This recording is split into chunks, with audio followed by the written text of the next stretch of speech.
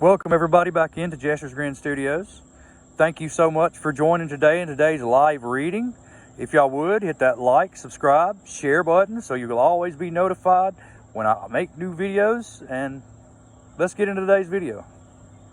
This story takes place in August of 2022 in the mountains of Southern Oregon. I'm a United States Air Force Security Forces airman, so in other words, I'm military police. My girlfriend was at work, and as a swelteringly hot day began to turn into afternoon thunderstorms, my buddy Nick and I decided to go exploring some back roads and get out of the heat of town.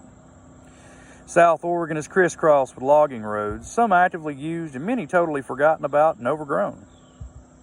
Nick and I spent many of our days searching and driving the roads that we knew that we hadn't before, and decided to just drive for hours into the mountains where it's cooler.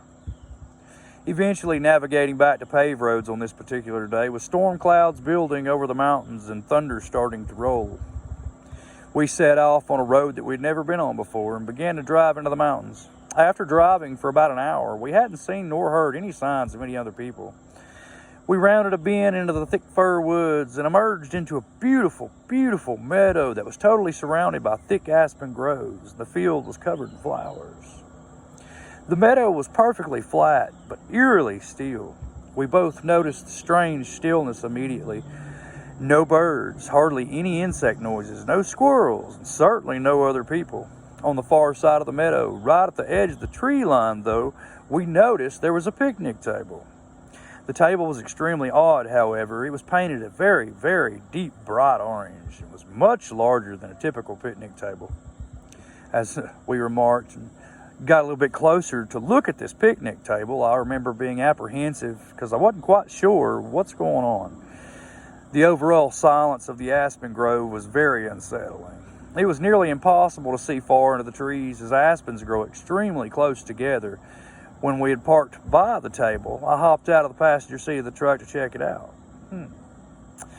I'm not very tall. I'm only about 5'4", 5'5", and regardless, the table was ridiculously oversized and practically unusable. The seats were nearly at chest level, meaning I would have to climb up onto this picnic table to even sit down. As I was looking at the table, Nick called me over and said, "Come here, man, check this out." And I noticed that he was looking back into the aspens.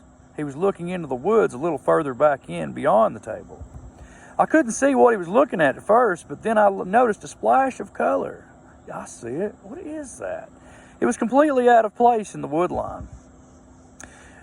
One small one-man tent was set back into the trees about 50 to 75 feet from this strange table. I had an initial feeling of dread in my soul, and it hit me at first. Felt certain that there was someone in that tent, and if we could see the tent, they could undoubtedly see us.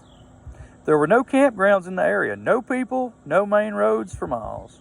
Surely someone camping, of course, so, I'm really not that worried about it, but it's so remote, and you're kind of thinking it might be a strange person. You just never know about people these days. However, as we observed the tent, we didn't see any movement nor hear any strange sounds coming from it.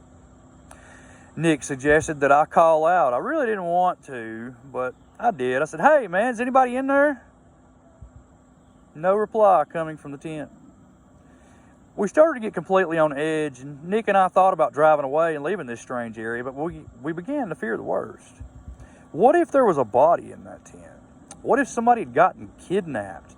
After some debate, we decided to have Nick turn the truck around. Should there be any need to leave in a hurry, he would be waiting behind the wheel. My heart was pounding. I started walking through the trees towards the tent. As I edged closer and closer, I was totally keyed up with my senses on full alert when I had reached the edge of the campsite. Several things struck me as odd. Backpacks were scattered all over.